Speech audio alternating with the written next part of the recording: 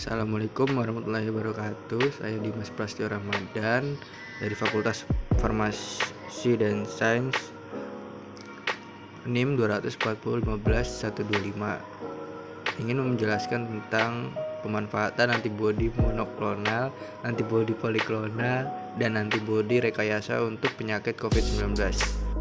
Lebih dari 100 tahun lalu sudah ada pandemi influenza 1918. Kini kita mulai dihadapkan lagi dengan pandemi virus baru yaitu SARS-CoV-2. Infeksi SARS-CoV-2 dapat dibagi menjadi 3 fase. Fase 1, masa inkubasi asimptomatik dengan atau tanpa adanya virus. Fase 2, terdeteksi virus di darah dengan gejala yang tidak parah.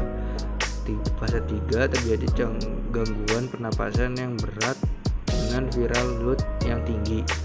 Berbagai pengobatan dilakukan dengan teknologi terkini juga diberikan kepada pasien COVID-19. Namun, teknik konvensional seperti terapi konvaselen juga diberikan karena sudah terbukti sebagai alternatif penanganan COVID-19. Plasma kovalen sendiri sudah dilakukan dalam 2 abad terakhir untuk mengatasi berbagai penyakit menular yang menyerang kekebalan tubuh.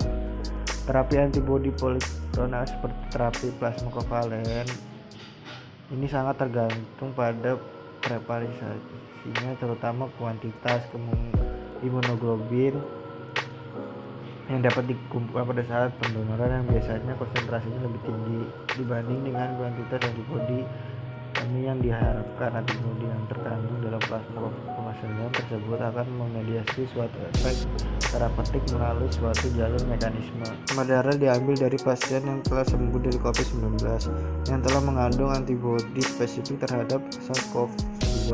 Terapi ini dipertimbangkan pemberiannya pada pasien yang sakit berat dan bukan sebagai terapi pencegahan infeksi SARS-CoV-19. Antibodi monoklonal yang dikembangkan pada SARS-CoV-19 atau COVID bekerja spesifik pada target gen spike dengan memblokir virus memasuki sel.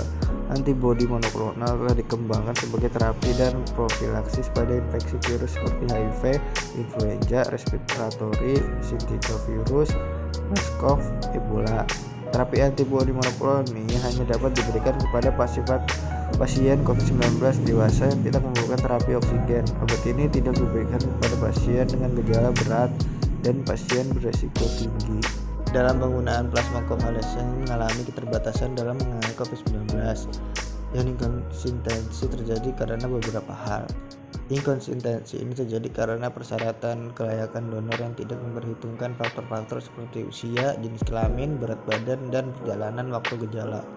Diperlukan juga pengujian dari segi mikrobiologi dan anti-HLA-AB, dan untuk diperhatikan pula bahwa donasi plasma paling efektif didapatkan pada 14 hari hingga 28 hari setelah gejala timbul, ditambah dengan rekomendasi untuk memulai pengobatan lebih dini dengan paling lambat pada hari kelima. Kasus inkonsistensi terapi plasma konvalesen ini juga banyak terjadi bukan hanya karena persyaratan kelayakan donor, namun adanya risiko di dalam. Dengan hibridomo teknologi, antibodi spesifik bisa diperoleh dengan merangsang sistem imun terhadap antigen dan epitop tertentu. Sementara itu, dengan rekayasa genetik, antibodi dapat diproduksi dengan informasi genetik yang mengembangkan struktur antibodi dan diekspresikan oleh sistem ekspresi. Selanjutnya, penggabungan tikus dan antibodi manusia mungkin untuk diproduksi oleh antibodi rekayasa rekombinan antibodi. Jadi ada 2 strategi untuk mengembangkan antibodi untuk terapi pada infeksi SARS-CoV-19. Pertama, merancang antigen untuk merangsang pembentukan antibodi spesifik. Kedua adalah dengan merancang antibodi monoklonal manusia. Dalam pengembangan antibodi untuk terapi COVID-19, keterasan buatan berperan dalam merancang antigen dari seleksi protein dan prediksi interaksi antara epitop dengan sel B dengan sel T dan dinamika molekul dan docking molekul 55. Metode ini digunakan untuk merancang antigen untuk pengembangan terapi antibodi. Perkembangan kecerdasan buatan mempunyai pengaruh yang sangat besar dalam proses pengembangan antibodi. Awalnya antibodi digunakan rekombinan teknologi yang diikuti percobaan in vitro dan in vivo yang dilakukan histologi statistik. Dan dengan antibodi terapi untuk COVID-19 pada ilmuwan tidak hanya menggunakan protein virus sebagai antigen, tetapi reseptor ACE2 juga memungkinkan untuk dirancang sebagai antigen. Para ilmuwan menggunakan sel mamalia untuk mengekspresikan ACE2 seperti sel CEO dan HEK. Sekian dan terima kasih presentasi dari saya. Wassalamualaikum warahmatullahi wabarakatuh.